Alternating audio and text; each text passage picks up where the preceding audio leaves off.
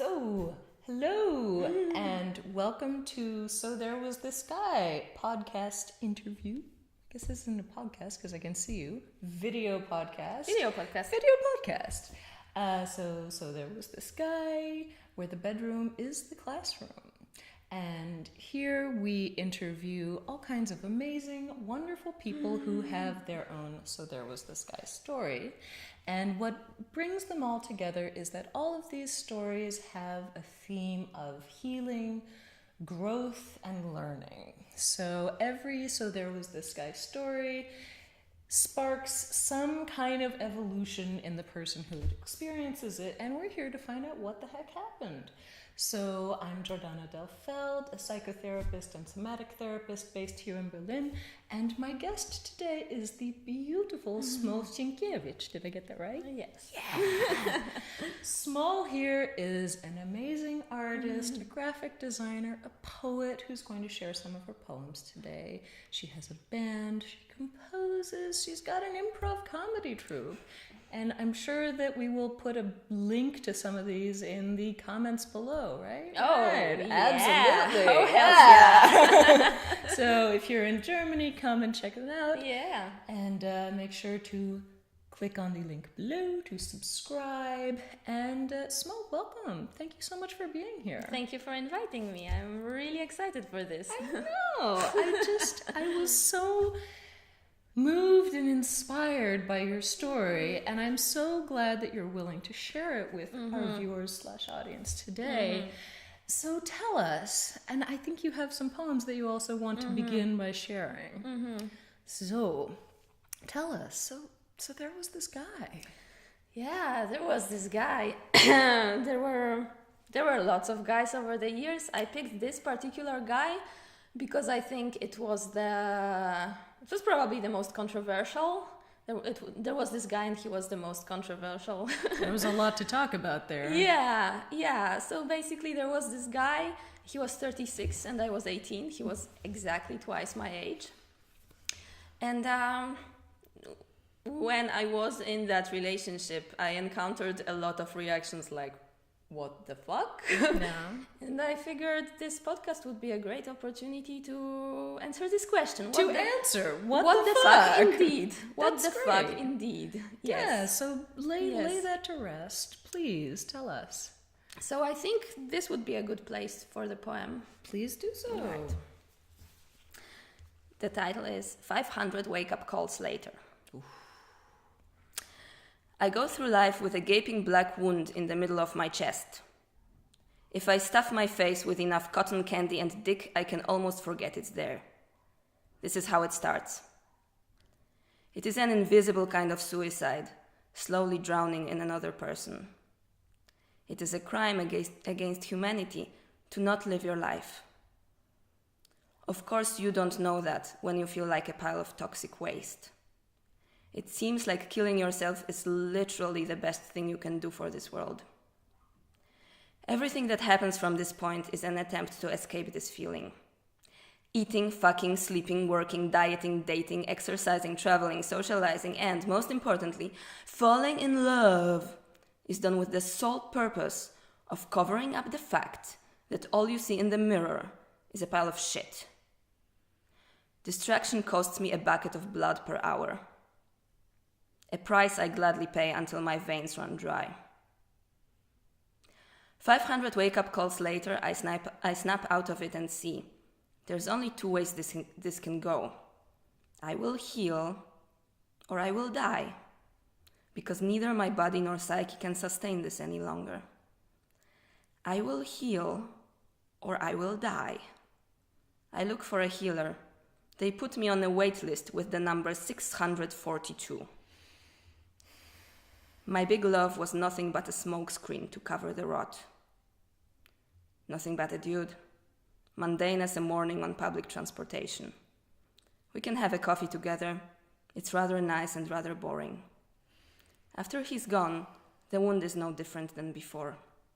I decide to love the wound instead. Let's have a minute here. Would you like some of your tea? Yes, please. And then you can like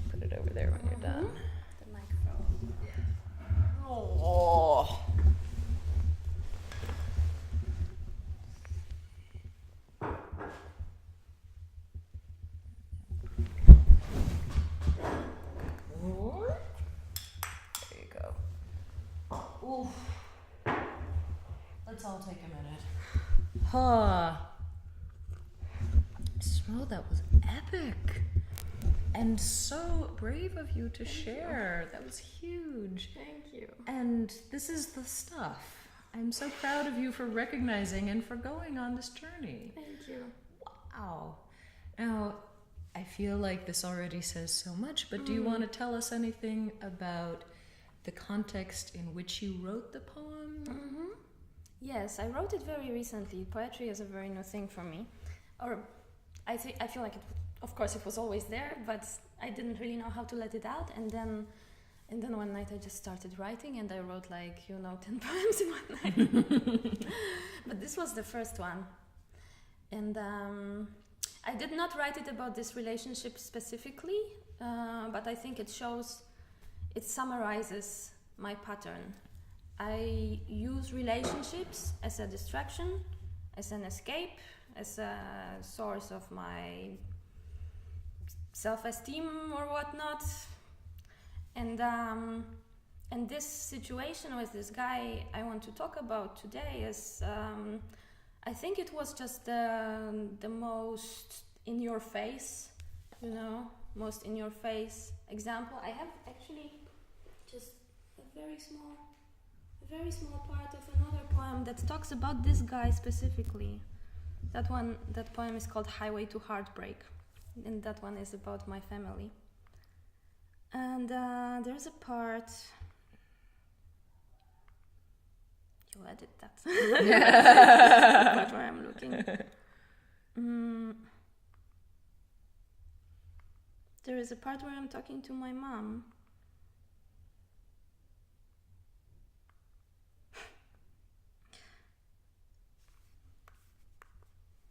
This is specifically about this guy. Sorry, Mom. I know you don't like it when I date guys twice my age. But see, there's this thing about guys in their 30s. They have apartments. Oh, yeah, they do. Hopefully. Sometimes. Apartments I can go to and stay in for a while when I cannot stand this house anymore. Yes, sex feels like being impaled, and he doesn't give a shit. But that's still better than staying in this house. And that's a summary for this relationship. This guy was my safe house. Oof. Well, safe-ish house. It was your place to get away from the other not-so-safe house. Yeah. Well, if you're okay with sharing a little bit, yes. What were you getting away from? Well, it's not that I don't want to share. I'm just thinking how to best say it in a, concise way. Yes. Well, I obviously I grew up in a very heavily dysfunctional family. My father.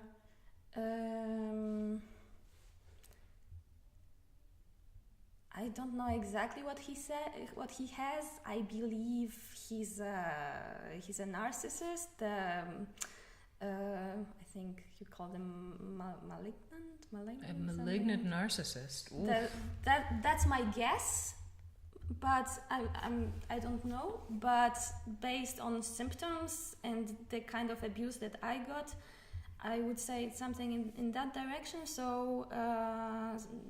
Not everybody has to know what that is. So basically, there was my father enjoys hurting people. He enjoyed hurting me, or maybe he did it for some other reason. But I felt that he enjoyed it. He did not beat me or my mother. He did physically abuse our animals. He did drink a bunch, but that was not really like the problem from my point of view. From my point of view, it was better when he was drunk and just laying down than looking for something to torture me about, because that's what I believe he did. It was mental torture. He would come to me with the intention of making me suffer, of saying things that will make me suffer, of saying things that will make me feel like I'm a pile of shit. And that's what you get. in my poem. I'm like, yeah, like when you're a baby, you learn about the world from your daddy. Your daddy teaches you you're repulsive, you believe you're repulsive. So more in specifics, well, there was like he would have those tantrums. Tantrum is the word. Yeah. He would very often throw a tantrum. You would never know what's coming. I think when I was about 8 years old, I had this quest trying to make him happy and just trying to do everything. He didn't fucking want to be happy. He wanted to throw a tantrum. So he found a reason, always. And, well, like, you know, there's a dysfunctional family, of course, is an ecosystem. Everybody is on board. That means mom was on board. That means grandparents were on board, aunts, uncles, whatnot. Every fucking one was on board. So it's not just my father, but I focused on him because he was at the root of this. But the highway to heartbreak. First, I talked to my father. Then I talked to my mother, and then the poem starts like, "And where is mom in all this? Why, standing by and watching, of course." You know, so that's a whole nother topic. And then my mom, in my opinion, being a very very severely codependent or love addict or whatever you want to call it herself. I mean, I feel so sorry for her. I feel so fucking sorry for her, but at the same time, like, yeah, shit she did was also very messed up. And then, I would get all this shit from my father, and then my mother would come to me and was like, "Your daddy doesn't love me anymore." And I'm 7 years old and I'm trying to comfort my mother. Yeah, thanks. And then I go to my grandparents, and my grandparents are like, in Polish there is this expression that somebody's bathed in hot water when somebody's kind of hot-tempered, you know, and my grandparents would be like, "Oh yeah, you just need to forgive him. He's kind of bathed in hot water." Yeah, excuse me? Man is fucking abusive. He's not bathed in hot water, okay? But basically, just everyone in my family, like, there was no fucking buddy on my side until I was like 20, you know? I did not experience having somebody on my side until I was an adult. And that was actually another boyfriend I had, also much older than me, and also probably not like a super amazingly healthy relationship in all ways, but it was the first time somebody was just like not abusing me, and you know, and I'm still very grateful towards that guy. Maybe this is the guy I should be talking about. I don't know. But yeah, if you're hearing this, I just want to say you saved my life. You saved my life, and I will never forget that. Thank you, whoever you are. Yeah. So, since you have this, let's say, extremely rich fodder, oh my God, this is so much to deal with. This is so much in your life. It's a bunch.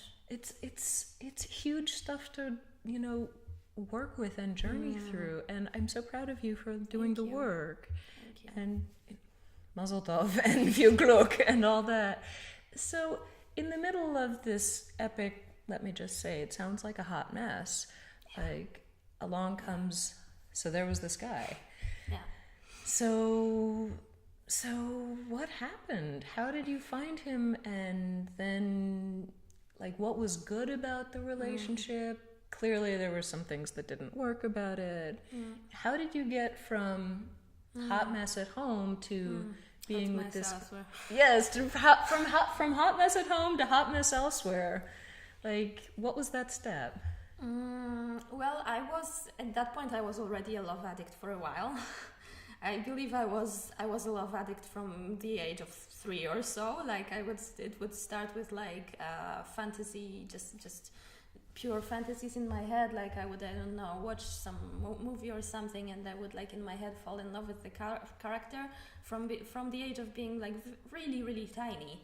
I would just always fantasize about this guy, you know, who's gonna take me away from this place, which I think is a big theme for a lot of people. I think it's a big theme for a lot of people. Yeah, and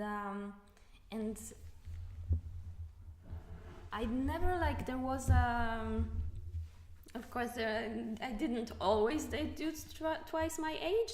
There was a time I dated boys my age, but I was always very attracted to guys who were much older than me. I just didn't think that they would be interested in me. And then I one time, like, kind of the door opened, you know. I was 18. Yeah, it was actually very short before I met that ex that I'm talking, that is the main topic here. I had an affair with a guy who was like 34 or something, and then I was like, okay, yeah, this is a whole new chapter. Like, I think one of the reasons they are so still I get attracted to much older men.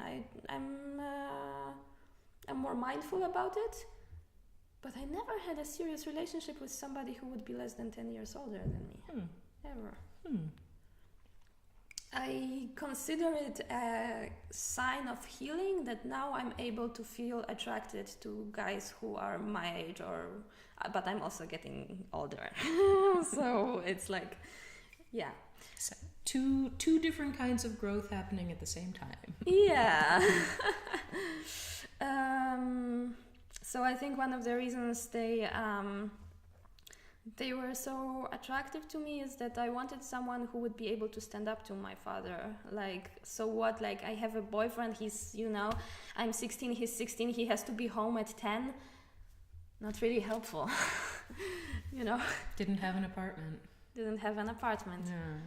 So after I had this first affair with a much older guy, I became very active on dating websites, something that has been a big theme in my life too, because I think I just look for relationships compulsively. You know, it's an addiction. It's not like I will look for it until I fucking find it, no matter how fucking tired I am, and I'm, you know, it's 4 a.m. and I've been on OkCupid for the past 8 hours. I'm in there until I fucking find it, you know? Not anymore, luckily. But that was a thing. That was a time in my life. So I basically went online and I looked for a guy until I found one. You know, I'm a go-getter. I see that. The problem is what I'm getting myself. Yeah, be careful what you wish for, because sometimes you get it.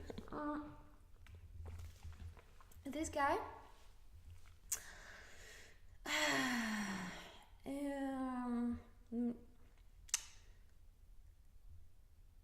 I have a certain type of guys that I tend to lose my shit over. I think we all do. We all do. And fun fact / creepy fact, if I will use words to describe them, then I will find that the exact same words fit very well my father. Ooh.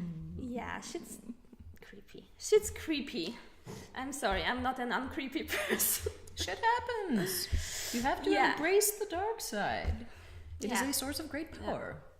Yeah, that's... If you deny it, you can't go forward. Exactly. That's the work. That's the process. You know, recognizing it and being like, there that is much more useful than just being like, oh, that's not there. Yeah. So, like, to be able to see it, that's the start. Like, okay, that's happening. Yeah, it's happening. So, he was... In many ways, he was attractive. He was not like a total creep. He was a writer and a translator, very, very smart guy. Of course. Like apartment covered in books from ground to you sigh. Nice voice, thing I enjoy. You know, very, very educated, very well read, very charismatic in a way. We would have like. You know, I have a soft spot for like very witty, clever, dialogues. And when we first met, it felt like ping pong. He'd say something, Yeah, it was hot. That does sound really fun. Yeah, it was fun until it wasn't. Yeah. It's all fun and games till someone loses an eye. Yeah. So actually... But now we understand why we're talking about this guy as opposed to some other guy. Like, okay, I now understand why him in the first place. That's okay. true. There's a reason we're talking about him. Okay. Yeah. So, and this is something that also is a recurring theme, and I still get very attracted to people when I feel like we have this, back and forth energy, cleverness. That's the way things must be. It's also why I do improv. I was going to say exactly. Same thing. It's just a safer outlet for it. Right. For the same thing.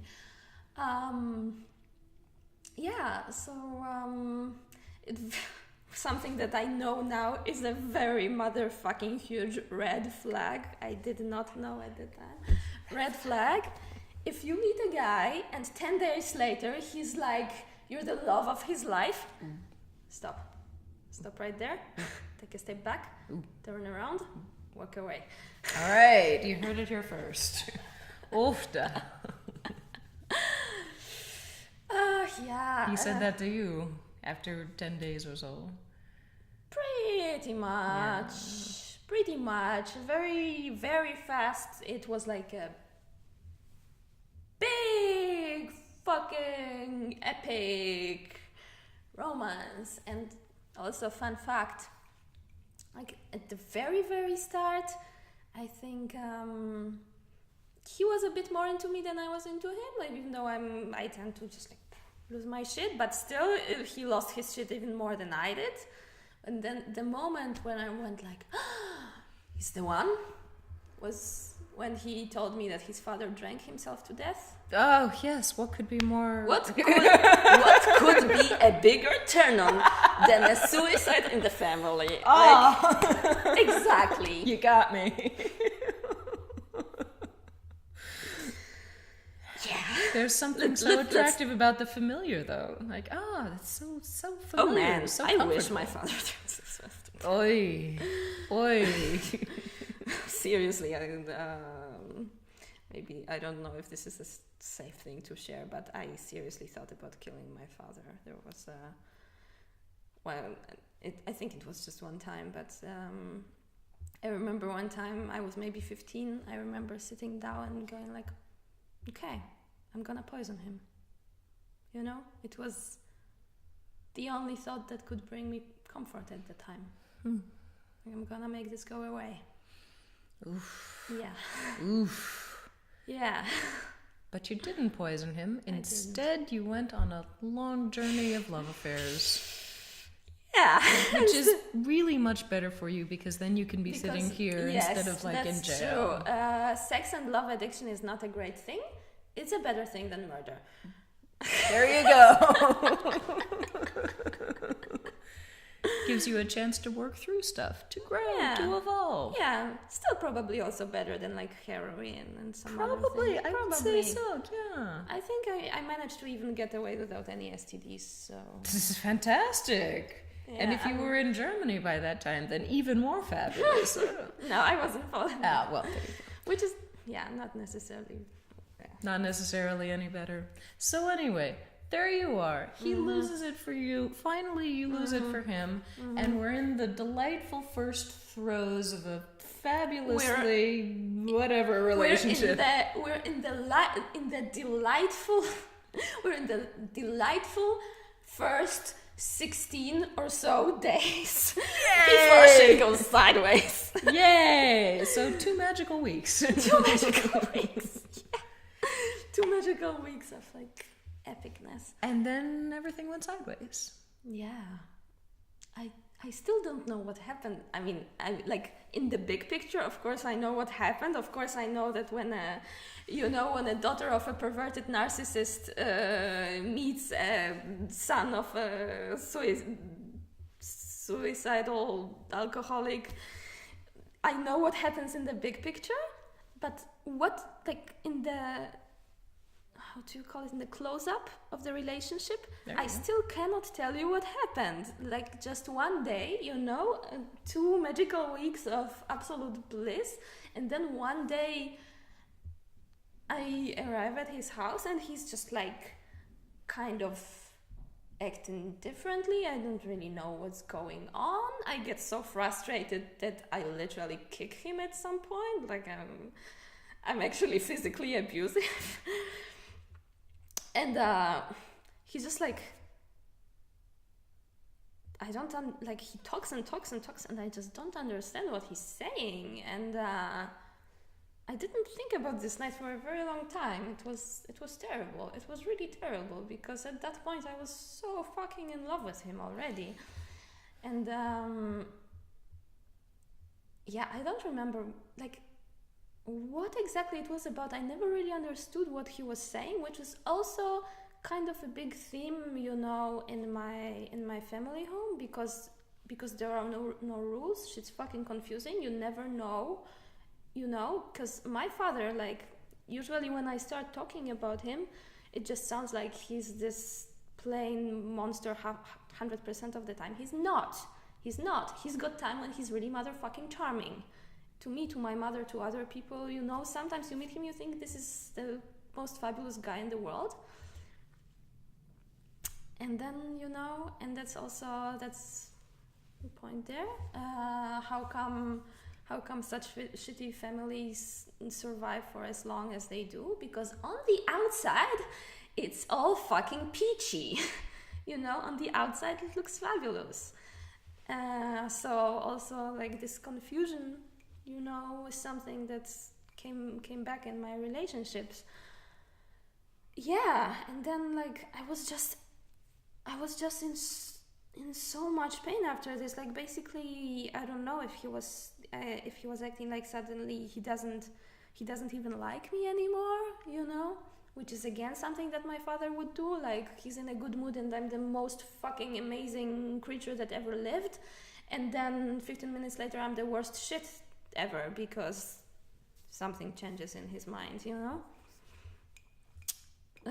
Sorry, I'm spilling the tea. It happens. Oh, I always do that. Always do that. Yeah, the relationship went on still after that for over 8 months. 8 months of not... It sounds like there was a breakdown of communication. It was just a breakdown. I don't know if I've... Let's just say there was just a breakdown. Just a breakdown, yeah. But then it was it was ups and downs. After this very big breakdown very early,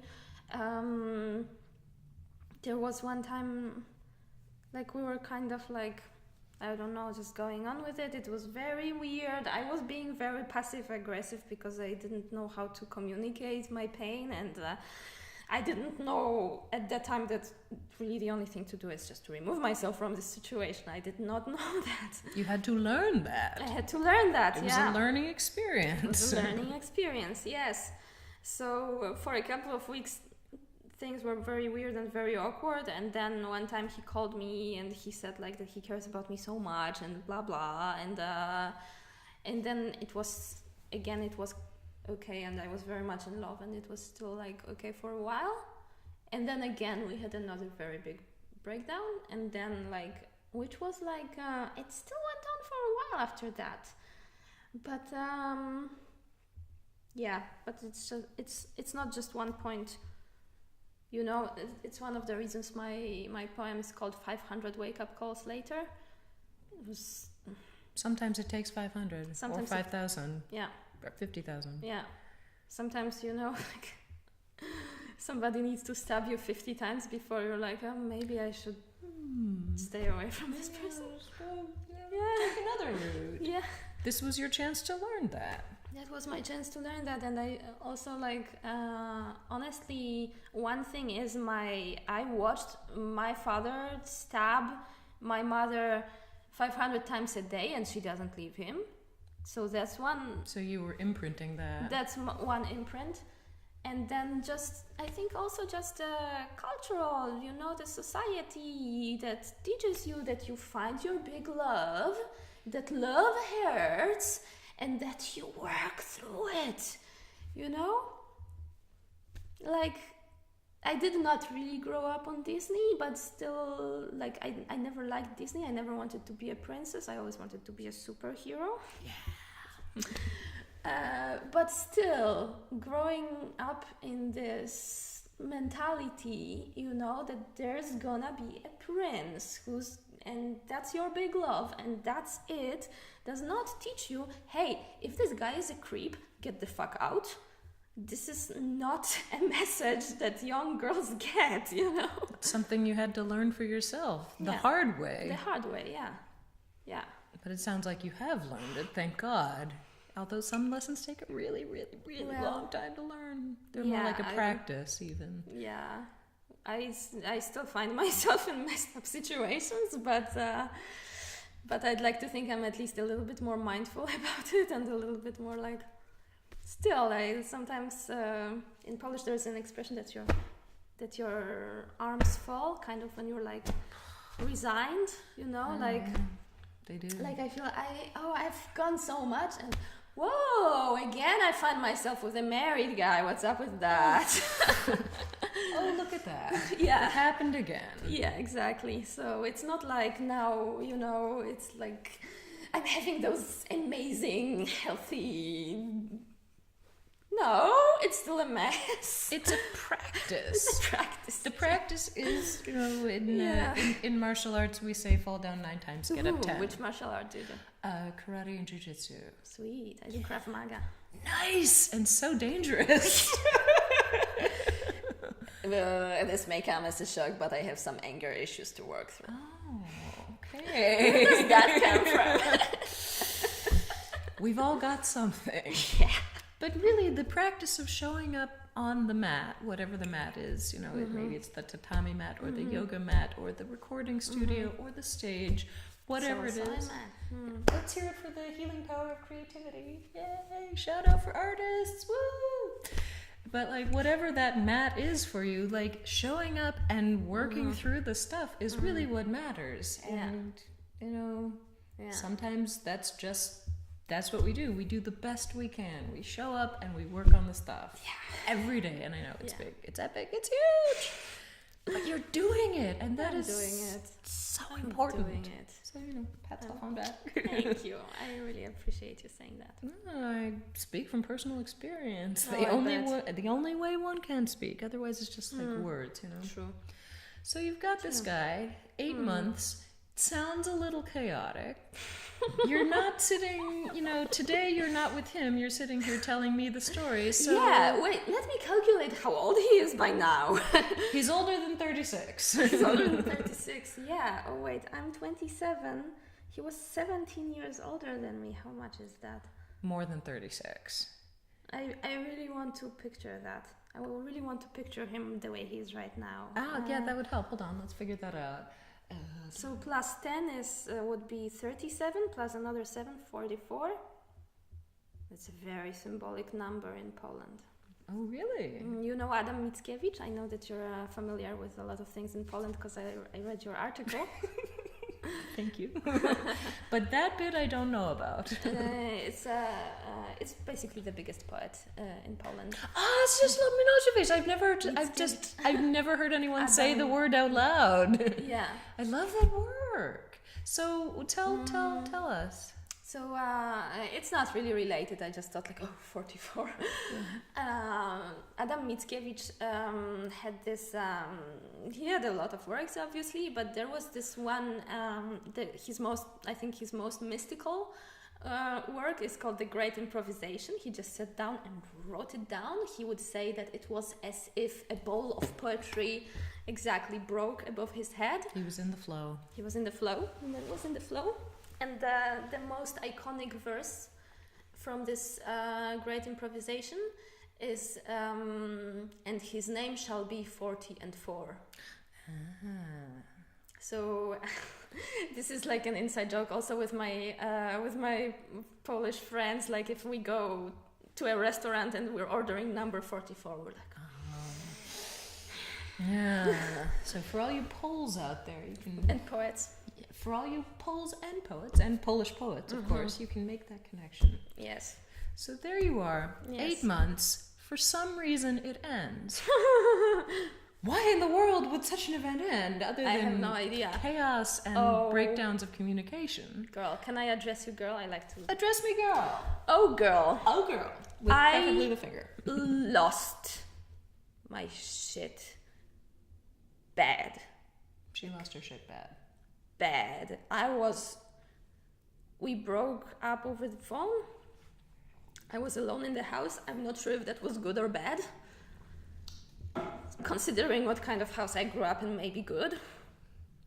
If there were like actual human beings around, that would have been helpful, but it was the only options were my mom and dad. That would have not been helpful. I was just screaming, like after the phone call ended, I just started screaming, and I was screaming and screaming and screaming and screaming until somebody, like, it's a house, it's not an apartment block, it's a house, but somebody heard me from another house and came and was screaming to me from under the gate, like, what's going on? Please let me in. Are you okay? You know? I did not respond to that. I just stopped screaming because I wanted them to go away, because at that point in my life, I have a fucking severe social phobia, you know? So I just like, except for my boyfriends, I don't really talk to people. I have maybe like 3 friends that became estranged in the meantime because of my weird-ass relationship. You know, so I don't really communicate with the outside world. I have not had any therapy yet at that point. Just fucking alone, screaming. I had this big wooden chest in my room, and for some reason I tried to hide in it. Yeah. Sometimes, you know, as you can most likely assume, I have some diagnosis for my mental landscape. That is a personality disorder. I'm not super happy with that term, because I feel like the way I'm wired is not any less legit than the way other people are wired. I've gone through shit in life. I've had some pain. I don't call that a disorder, but at the same time, it helped me a lot to get this diagnosis, to connect with other people, to read about the things that people with this diagnosis, with this disorder, do, and be like, oh, I do that. I do that too. I do that one. You're not alone. I'm not alone, yeah. And it helped me a lot. A reaction I often get when I mention that I don't have the greatest mental health, or that I have a disorder, people go like, oh, no, you don't. Come on, everyone's got something. Excuse me. Guy breaks up with me. I scream for hours until I alarm the neighbors from the next house. I try to hide in a fucking wooden chest. I'm not even starting to talk about fucking self-harm and hallucinations and shit. Don't fucking tell me I don't have a disorder, okay? I'm not calling it a disorder, but don't tell me what my mental health is or isn't. I fucking know what my mental health is or isn't. Just because I am not what you imagine, you know, mental problems to be, I'm sorry, that's your lack of education. That's all it is. I have shit, okay? So you broke up. Yeah.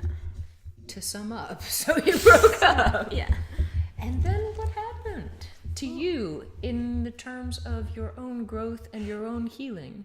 Because you had said before that you did eventually get therapy and you did grow a lot. So, like, what was something that you learned in the short term? What's something that you were working on in the long term? And this is, you know, there's a lot of stuff on this plate. What did you do with the stuff that helped you get from there to here? It's a lot of questions. You can like break them down. It's okay. It was still a very, very long way from there. Well, what happened? Long story short, for about 3 months, I was just like a bleeding raw piece of meat. I'm envisioning it. It's gory. It's gory, yes, it's a lot of guts. And then, what do you think happened? Take an educated guess. I am envisioning you at a slaughterhouse taking a course in butchery, but I'm sensing that's not what happened. There is another guy came along. Well, here you go. How'd I guess? How did you guess? Yeah, and that was the guy I was talking about later, the one who saved my life. Thanks, guy who saved your life. Thank you. Will, you was solid. Yeah, he was like, don't get me wrong, he was also a mess, but he's kind of like, well, maybe I should not be talking about that. He's got his shit, but he genuinely cared about me. For the first time in my life, somebody just, just cared about me and enjoyed my company, and just like, there was not that much other shit involved. I mean, he still had his issues, but not in his issues did not really affect me in a very destructive way like it was in the previous relationship. So now that you were in this safer emotional environment, you were able to... Yeah, okay. So that was a time of big changes. I started studying. I hated my studies. And then when I was like about half a year, after 1 semester basically at university and about half a year with that guy, I had this first breakthrough in my life. I remember writing in my journal and writing, I don't owe it to anybody to make myself this miserable. Ooh, say that again. I don't owe it to anybody to make myself miserable. There you go. We can all say that. Yeah, we can all say that, because I was so, and it was a shit show. Like me deciding to quit university, it was a shit show with my family. It's like, yeah, but I made the choice. I decided I'm quitting this. I'm gonna apply to another university in another city. Big fucking deal, moving out of home. Big fucking deal. Fun fact, basically the minute it was said that I'm gonna move out, I got accepted to the university and blah, my parents got divorced. Change all over the place. Exactly. Yeah, we had this one argument about like how long does the train from Berlin to Gdańsk go, which is like, like my father, like he has a pathological need to be right about everything, and he was like, yeah, it takes, I don't know, 10 hours. And I was like, it's closer to 6 hours. And then I don't remember exactly the stand that my mom took. Usually she was like, oh, come on, guys. But basically, somehow, after we were in a car, and we got out of the car, and my father went in the house. He said that he takes the bedroom, that me and my mother should take my room. My parents pretty much never spoke again. Oof. Yeah. My father was out of the house within like a couple of days. Best thing that ever happened. About frickin' time. About fucking time. Wow. He'd still bring his dirty laundry to my mother for months, and she would still do it. It's a process, I guess. It's a process. It's such an evocative image too, that it's literal dirty laundry. It's like not even symbolic dirty laundry. It's literal dirty laundry. I'm sorry, but it's literally shit. It's literally shit on the underwear. Oy. And she's still doing it. Like not today, but at that point they know they're getting divorced. She's still doing his laundry. So that sounds like a journey of evolution and healing that did not take place in some ways. It sounds like they're both still, at the time, they were still... My father did manage to get himself sent to a mental hospital, psychiatric hospital. Just a place for him to be, in my opinion. Too bad he only stayed there for 2 months or something. my mom is on a path of her own. I think she's not doing bad. She's not doing bad. We'll Yeah. take it. Yeah. But you got out of one relationship, found yourself in another that gave you a reasonably safe, healthier environment Yeah. to, let's hope, process what had just happened to you. Yeah, that's also when I started. Okay, I mean, it's not like that. It's not like things are fucking great at that point, but I started to go to a psychologist first because I had a fucking terrible problem with jealousy. I would just get really, really insanely jealous, and when I say insanely, I mean insanely. Like, I would fucking lose my shit out of jealousy over the past relationships of my boyfriend at the time. Not even someone that was like on the same timeline as me. No, on someone who was on the timeline before me. Learned behaviors from the past and defensive reactions that have been learned from other things. Like, because of that, I do this. Yeah, so that was my my first the psychologist I had in Warsaw. Honestly, I'm sorry. He was a nice person. I feel bad for saying this. I think he was kind of shit because I was going there for really a couple of months and he did not figure out anything. You know, like, okay, never mind. Then I moved to Gdańsk. I started another therapy there. This time it was with a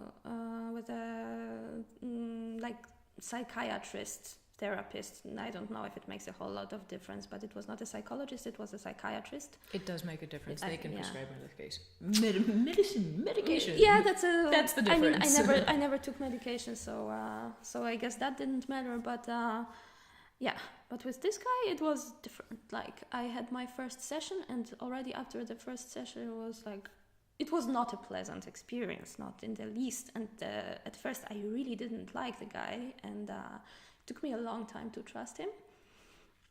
But that's another person that saved my life. Thanks. Thank you. So let's hear it for these people who've saved your life. Yeah. Sometimes it takes outside help to Sometimes it does. to do the stuff we gotta do. There's some stuff we can do on our own. There's some stuff we need help with. Yeah, and I think a lot Good of job people, getting the help. Thanks. I think people have this image in their head that that if they seek help, it's somehow like as if they are weak. No, opposite. Yeah, Opposite. I would like to say something on that. The thing that you're getting, in my opinion, from a therapist is not strength. You're working with your own strength. What you're getting from the therapist is wisdom.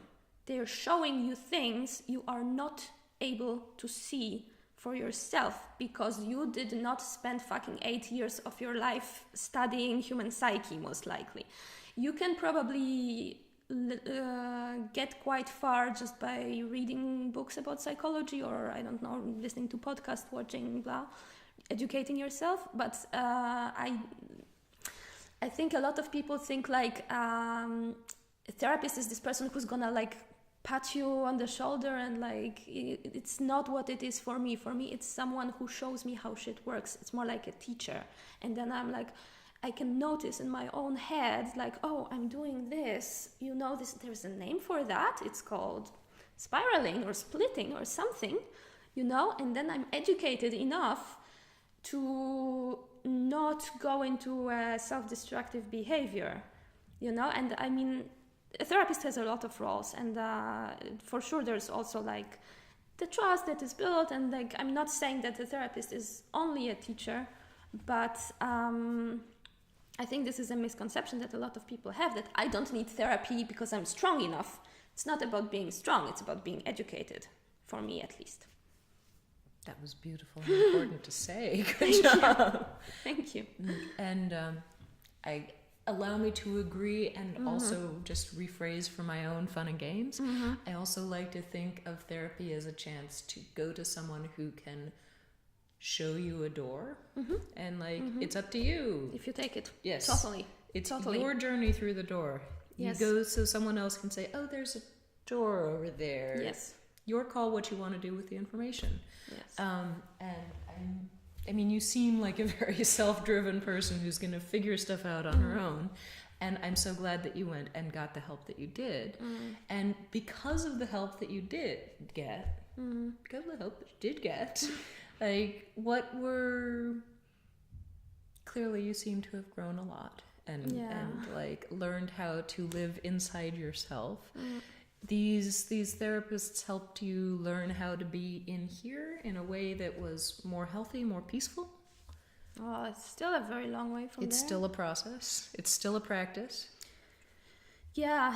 I mean, I would say this therapy helped me enough to be able to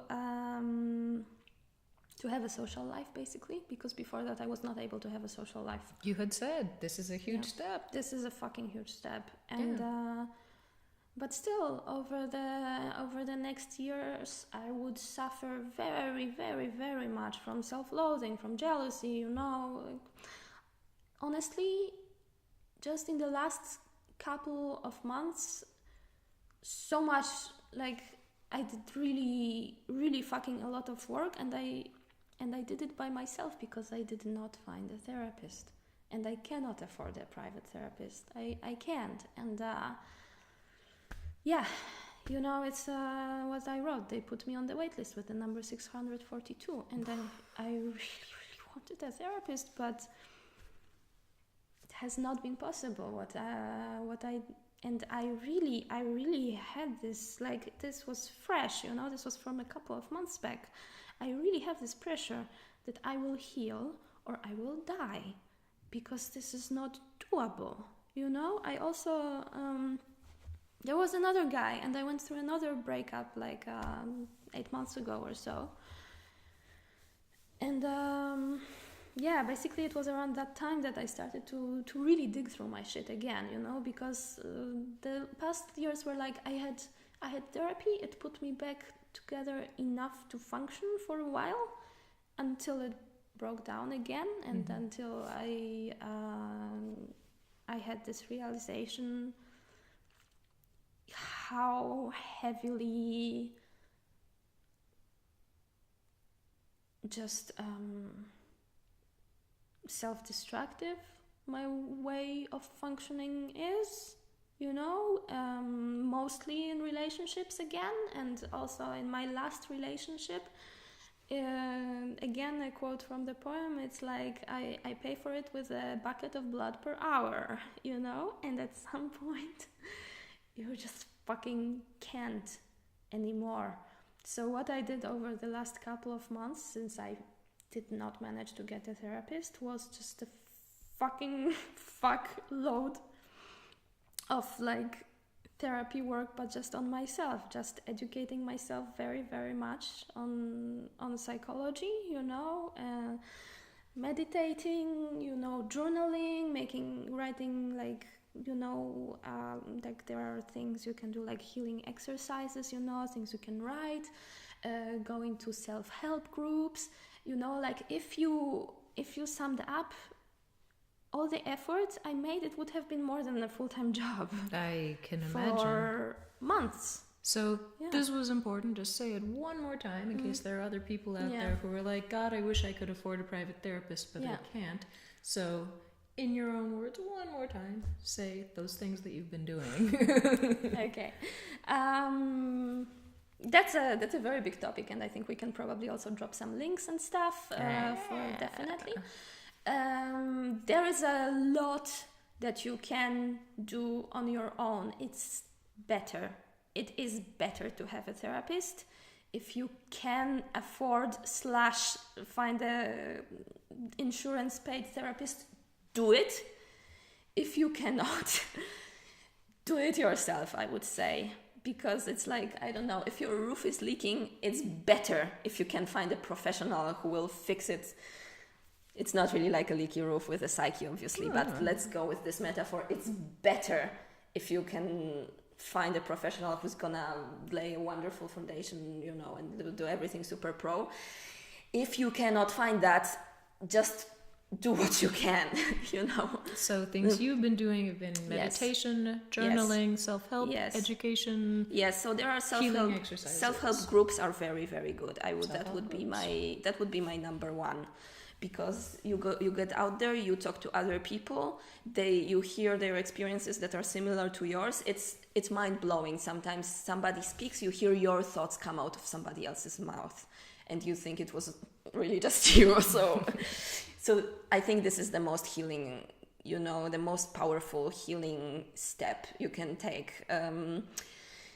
First thing, this is maybe controversial, because like there is, I'm not saying that like self-diagnosis on the internet is always great, but just freaking educate yourself, that you get an idea what kind of self-help group you need. Although you probably, if you look your life honestly in the face, you probably know already, like, oh, maybe I smoke weed a little bit too much, or maybe maybe this, maybe that, maybe it's actually not that not normal how much I'm obsessing about what people are thinking, or you know. So just it's fucking painful process, but I would say very first step to get any idea to where to go is just to really, really make an inventory of your life.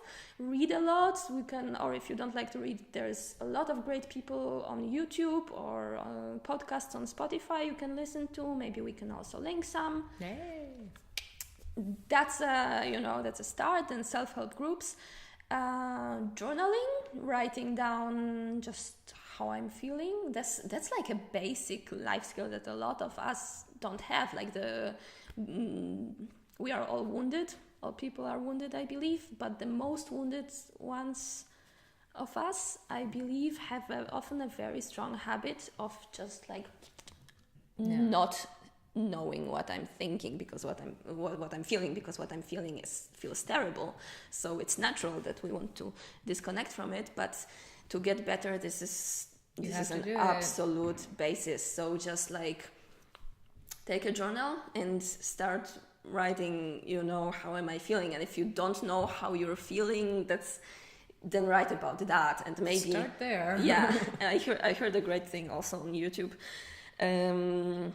that sometimes we don't recognize, like, oh, I'm feeling frustrated, that I don't know what I'm feeling. Oh wait, frustration is a feeling. I can write that down. Look up like emotion charts. You know, there are very good materials where you have like first basic emotions in a circle, and then every emotion is spreading into more subtle ones. So you can just read through all of them, and you know, read descriptions of emotions, you know, roles of emotions. I think this is a super important thing that we don't think about enough, is like, what is the role of this emotion? Like, if I'm feeling envy, what is this envy telling me? Okay, it feels painful, so I would like to push it away. But actually, if I'm watching this person perform on stage and I'm feeling envy, this is telling me I want to perform on stage. You know? So, yeah. That was all very helpful. Thank you. So, Small, I have just one more question for you, which is, you know, after this look into the past and the present, if you look into the future and you see your ideal life, your ideal self, your ideal relationship with self, you know, what is it? How would you visualize how you would be in the future, in a way that feels right, that feels healthy, that feels peaceful, that feels integrated with society in an awesome way? What would that look like for you, and what would that feel like for you? That's a very nice question. Thank you. You're welcome. I can envision this quite well, actually, because I have... I would say I'm working towards that very actively, so I have a pretty clear image in my head. I'm definitely surrounded by people. I used to think I was an introvert. Now I think I'm an extrovert who used to have a very bad social phobia. So I definitely want people around, and I've in the last as I've been healing, my relationships with people have become so much more satisfying. I can connect so much faster on a so much higher level. It's mind-blowing. So people seriously get out there and do the work. It's worth it. It's worth it. It pays off. It's not just blood, sweat and tears. It's that, but in the end there is a reward. It's a very beautiful reward. So you're already experiencing healthier, happier, awesomer, groovier relationships. Not in a romantic sense, but yes. Like, you know, yeah, relationships with a lowercase r. Yes. Which is key. Which is super key.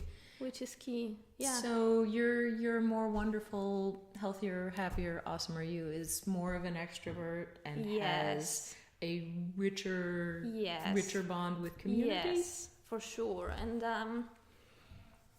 I feel like in romantic relationships we often try to fulfill a couple of needs.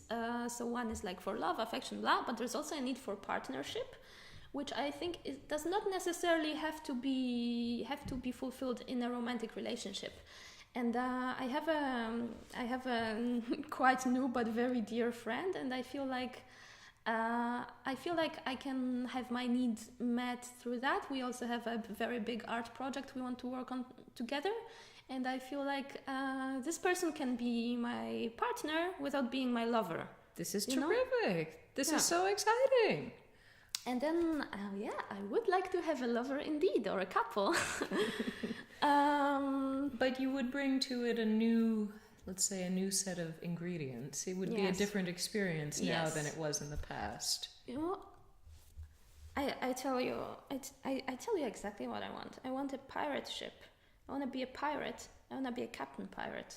All right. I can date another captain pirate, or maybe a cowboy or someone else. What I don't want anymore is to be the slave on the captain ship, or we're done with that. We're done with that. I'm because I also like, which makes a lot of sense. I also have a thing for authority figures. I always get very turned on by my authority figures, and also I start seeing my partners as authority figures. So I'm making a choice to make myself an authority figure. I'm gonna be the boss. I can date other bosses. We can be on the same level. This is very important. Yeah. And now that you've said that, can you just put a big red flag in that for yourself and remember that you said that, in the future, so that you don't go back to the old. Yeah. Because that's the old model. We don't need that anymore. It's not useful anymore. Yeah. This is useful. And actually, it's a little ironic because my friends and we are actually all pirate queens. Hi, pirate queens! Oh, man! Wait! Can I be a pirate queen? You can totally be a pirate queen. I will show you in my kitchen. There's a sticker that a fellow pirate queen sent me. So you can join the tribe. Yes, that's what I want, a tribe. Yeah. Well, everybody wants a tribe. No? Yeah. Well, you are now one of the tribe. And once you realize your pirate queendom, which I love that you actually use those words. Once you realize that, that can be a very helpful tool. Just you can see yourself out there, and you can just check in with that and be like, I would like to be with somebody, but I'm a pirate queen. Yeah. That's not changing. That's how things are. So we can be together in that way, but not in that other useless way that we don't do anymore, because it's not helping us. Yeah. So I'm so proud of you for finding your inner pirate queen. Thank you. This is amazing. And, thank you so much for being so epically arty and fabulous and brave. Thank you. Sharing the good stuff. Let's hear it for Smo, sharing the work. Yay! And thank you so much for sharing with our listeners out there all these helpful tips about how we can do our own work and how we can do our own therapy, and also the importance of reaching out and connecting with others. That's also super important. Some of it we do on our own, some of it we do with others. And you also showed how important it is that we have to embrace the dark side. The dark side is a huge source of power, growth, and healing, and without it, you got nothing, You have to have the light and the dark. Noch einmal Frage! What's up? May I read something on that? Yes, let's It's close very- with the thing that you're reading, yeah? It's not finished. I'm gonna read work in progress. Okay, we're gonna close with Small's work in progress, which is the perfect way to close. Thank you so much, and thank you guys. One more thing to you guys. You ever feel like shit and fucking lonely, and you think everything is terrible, and you don't know who to talk to? Just fucking find me on Facebook and text me, okay? You're not alone. I don't want you to go through that. Like, if you really like, I mean it. Just find me. We'll work it out. There you are, and you really mean it too. I can really tell. mean it, yeah. So awesome. I'll do our goodbye, and then you can read your thing. Okay. Yeah, so I'm Jordana del Feld, psychotherapist and somatic therapist based in Berlin, and this is our wonderful pirate queen Smo. That's going to be your new name, with all of your wonderful healing and art here in Berlin, and also ready to listen to you, as am I, whenever you need. Oh, let's do our thing. Oh, our thing. Yeah, let's do our shit. thing. Did I forget our thing now? Yeah, perfect. All right, let's hear the poem. So this is the title of the whole cycle and the title of the poem, Loving the Wound. When the pain no longer blinds you, you start to see the wound for what it is. A gateway, not to hell, but to heaven. No more distractions. Shit is getting real. It is time for magic on Earth. Bam! Nice! That was great. Thank you.